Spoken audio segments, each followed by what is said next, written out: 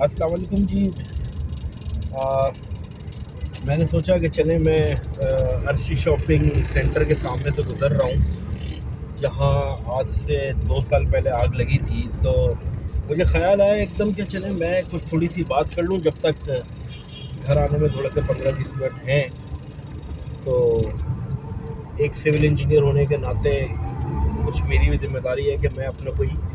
Feed back دے سکوں. تو بات اصل میں یہ ہے کہ ابھی کل 2 دن پہلے ہفتے کو ایک سانحہ رونما ہوا ہے گل پلازا کا، جو کہ ایک بہت ہی تکلیف دہ سانحہ اور ایک دل مطلب کہتے ہیں نا ختم کر دینے والا سانحہ ہوا ہے، جس پہ پورا کراچی سوگوار ہے. ہر ایک شخص جو ہے وہ مطلب غم میں نڈھال ہے. کہ دیکھیں عرشی سے شاپنگ سینٹر میرے سیدھا آپ دیکھ سکتے ہیں. یہ دیکھ کر مجھے یاد آیا تو میں یہ آپ کے ساتھ ویڈیو شیئر کر رہا ہوں تھوڑی سی کہ میں آپ کو تھوڑا بتاؤں. میں ایک سول انجینئر ہونے کے ناطے کچھ سیفٹی کی ذمہ داریاں بھی دیکھتا ہوں اپنے پروجیکٹ کے اوپر، اور سیفٹی کی ذمہ داریاں جو ہیں وہ اس قدر کرٹیکل ہوتی ہیں کہ جس کا اندازہ کوئی ایک عام شخص لگا نہیں سکتا، ماں سوائے اس کے کہ جو پراپر طریقے سے سیفٹی مینیجر ہو یا جس نے آیوش اور نپوش سے جو وابستہ ہو. اور یہ جو گل پلازا کا انسیڈنٹ ہوا ہے اس میں بظاہر کسی ایک شخص کی ذمہ داری نہیں ہے کہ ہم مطلب وزیر اعلیٰ کو کہیں یا میئر کراچی کو کہیں کہ جی آپ کی غلطی ہے. میرا اپنا ذاتی اوپینین ہے کہ میں سب سے پہلا اس میں جو کلپریٹ سمجھتا ہوں نا وہ سمجھتا ہوں محمد اسماعیل پتیسہ یا جو ان کا نام ہے، جو ادھر کے یونین کے جو صدر تھے. ٹھیک ہے، میں ان کو سب سے بڑا ذمہ دار سمجھتا ہوں اس واقعے کا. اس کی وجہ یہ ہے کہ یونین کے صدر ہونے کے ناطے ان کی ذمہ داری صرف یہ نہیں بنتی کہ وہ وہاں سے یونین کلیکٹ کریں اور یونین کلیکٹ کرنے کے بعد آگے کی ذمہ داریاں نہ دیکھیں. کبھی انہوں نے جا کے وہاں پہ دیکھا بلڈنگ کے اندر کہ سیفٹی کے کیا حالات ہیں، فائر ایکسٹنگوشرز وہاں پہ انسٹالڈ ہیں کہ نہیں ہیں، کوئی فائر فائٹنگ سسٹم وہاں پہ لگا ہوا ہے کہ نہیں لگا ہوا. میرا نہیں خیال کہ کبھی انہوں نے دیکھا ہوگا. اگر انہوں نے کبھی دیکھا ہوتا تو ڈیفینیٹلی ان کو اندازہ ہوتا یا وہ کسی کو یہ بات بتانے کی پوزیشن میں ہوتے. ہو سکتا ہے شاید اتنا بڑا واقعہ رونما نہیں ہوتا. اب بات کرتے ہیں کہ فائر ایکسٹنگوشرز. یہ جو فائر ایکسٹنگوشرز ہوتے ہیں اس کی ایک ویلیڈیٹی ہوتی ہے جن کو ہر سال آپ نے یہ جو ہے ریفل کروانا پڑتا ہے اور اس کو ویلڈ رکھنا پڑتا ہے، کیونکہ اس کے اندر جو ہائیڈروجن سسٹم ہوتا ہے، جس کی گیس کا سسٹم ہوتا ہے، وہ ڈسبیلنس نہ ہو اور وہ لیک نہ کرے. تو اس وجہ سے اس کی ویلیڈیٹی ہونی چاہیے. اگر جس شاپ میں یہ آگ لگی، جو میں نے سنا کہ فلاور کی ایک شاپ تھی، اگر اس فلاور کی شاپ میں اور اس کی سراؤنڈنگ کی کوئی 5-10 دکانوں میں یہ ہوتا نہ موجود، تو اگر وہاں پر یہ سب مل کر فائر ایکسٹنگوشر کو آن کرتے اور پریشر دیتے وہاں پہ آگ کو، دیکھیں شاید ہو سکتا ہے اس وقت بھی ایسے حالات پیدا ہو جاتے. لیکن میں یہ سمجھتا ہوں کہ کچھ کم ہوتے حالات اگر آگ کنٹرول پا لی جاتی تو. سیفٹی کی بات کریں تو سیفٹی کو ایک بہت معمولی چیپٹر نہیں ہے. یہ باقاعدہ ایک سیفٹی کے اندر کورسز ہوتے ہیں، اس کی باقاعدہ ٹریننگز ہوتی ہیں، باقاعدہ اس کے اندر جو ہے ٹرائلز ہوتے ہیں. اس کے باقاعدہ ٹریننگز کے ساتھ ساتھ اس کی ایجوکیشن ہے جو کہ زیادہ تر انٹرنیشنل اسٹینڈرڈس کے اوپر ہوتی ہے. اور آپ اگر اچھی کمپنیز پاکستان کے اندر دیکھیں، جیسے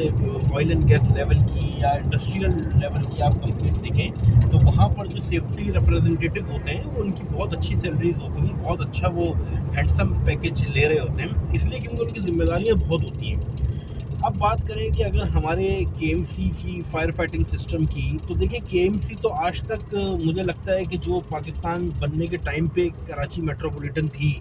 جو ان کا فائر بریگیڈ سسٹم تھا، میرے خیال سے شاید آج بھی وہی سسٹم ہے.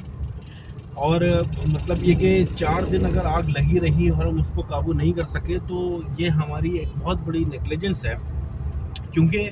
ہمارے پاس ایسے پی پی ایز نہیں ہیں اور ایسی ٹریننگز ہماری نہیں ہیں کہ جو ہم یوٹیلائز کر سکتے ہیں وہاں پہ. لائک اپنے کیا کہتے ہیں، جیسے انٹرنیشنلی اگر آپ دیکھیں تو اس لیول کی پی پی ایز ہمارے آ گئے ہیں، پرسنل پروٹیکٹیو ایکوپمنٹس جس کو ہم کہتے ہیں، کہ اگر آپ وہ پہنیں تو آپ آگ کے ٹیمپریچر کو ایک حد تک रेजिस्ट कर सकते हैं, उसके अंदर टॉलरेट सस्टेन कर सकते हैं आप अपने आप को वहाँ पे। लेकिन हमारे पास अनफॉर्चुनेटली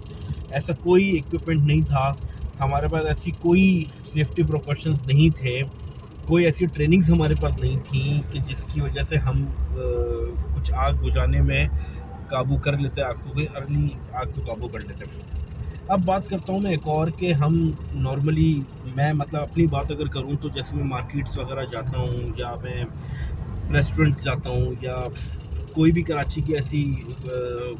मतलब आप कह लें कि जो पुराने इलाकों में जो रिहायशी इमारतें हैं वहाँ पे कभी जाना होता है, तो मैंने जो वहाँ का हाल देखा है सेफ्टी को लेके, मैं आपको बयान नहीं कर सकता कि जो वहाँ के स्टैंडर्ड्स हैं, जो वहाँ के हाल हैं, आप यकीन नहीं कर सकते। मतलब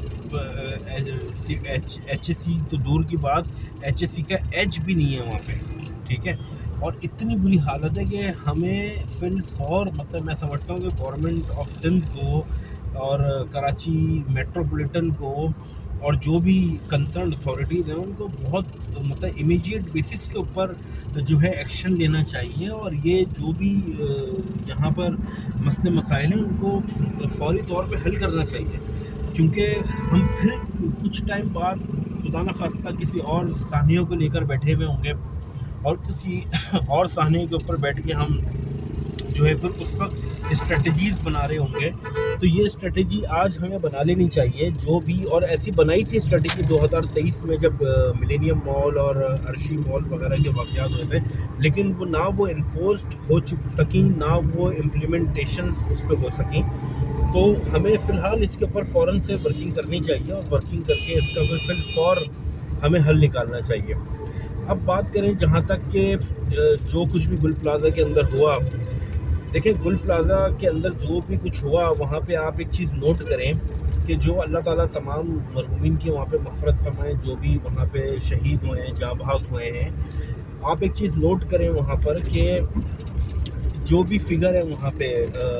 120 लोगों का फ़िलहाल जो भी हमें सुनने में आ रहा है जो कैजुअलिटीज़ हैं, उसमें आप देखें कि सबसे कम तादाद उन लोगों की है जो वहाँ के दुकान के मालकान थे या किराएदार थे या वहाँ पे काम करने वाले लोग थे। अगर 120 अफराद हैं तो उसमें मेरे ख्याल से 15 या 20 अफराद ये लोग होंगे जो वहाँ पे दुकानों में, वो भी शायद इस वजह से इस हादसे की जद में आ गए, जो क्योंकि वो अपने माल और इन चीज़ों के शायद उसमें लग गए होंगे। क्यों? उसकी वजह सबसे बड़ी क्या है कि जो लोग वहाँ पर दुकान चला रहे थे, जो कारोबार वहाँ कर रहे थे, वो इस चीज़ के आदी थे बहुत अच्छे तरीके से कि एंट्री कहाँ से होती है और एग्ज़िट कहाँ से होती है। उनको इस चीज़ का बाखूबी अंदाज़ा था। उनको आप लाइट बंद करके भी छोड़ देंगे ना तो वो बिल्कुल एग्जैक्ट रास्ते के ऊपर पहुंच के निकल जाएंगे, इसलिए क्योंकि उनको पता होगा कि यार यही एक एग्ज़िट है। ज़ाहिर है कई सालों से वो वहाँ पे जैसे मेरे इलाके के अंदर मुझे पता है कि मुझे अपने मोहल्ले से निकल के कहीं जाना है, तो मुझे उस रास्ते में अगर ट्रैफिक होगा तो मुझे 10 उसके ऑल्टरनेट्स पता होंगे, लेकिन कोई गेस्ट मेरे यहाँ आया हुआ होगा तो उसको ये सब कुछ नहीं पता होगा। ऐसे ही सेम सीन जो है वहाँ पे आए कस्टमर्स के साथ हुआ कि जिनको बेचारों को वहाँ की पोजीशन जो है वो नहीं पता थी कि एग्ज़िट कहाँ से करना है, कहाँ से एंटर होना है, तो इस वजह से भी और एक कन्फ्यूजन ख़राब हुई और कैजुअलिटीज़ बढ़ी। बहरहाल मैं बस इस कहानी में यही कहूँगा कि हमें आज फिल फॉर स्ट्रेटेजी कोई बनानी चाहिए गवर्नमेंट को, और मेरी आप सब लोगों से एक रिक्वेस्ट है कि खुदारा इस सेफ्टी को आप लोग मजाक ना समझें। चाहे आप घर में काम करते हैं, चाहे आप दुकान पे काम करते हैं, चाहे आप ऑफिस में काम करते हैं, आप सेफ्टी को मेंटेन रखें और लोअर लेवल से लेके हायर लेवल तक आप सेफ्टी को मेंटेन रखें। सेफ्टी की आप ट्रेनिंग्स देखें, ट्यूटोरियल्स देखें, सेफ्टी को आप मजाक ना समझें। सेफ्टी अगर आप करेंगे अपनी तो आप खुद भी महफूज रहेंगे और साथ में बहुत सारे लोगों को भी महफूज रख सकेंगे। Thank you.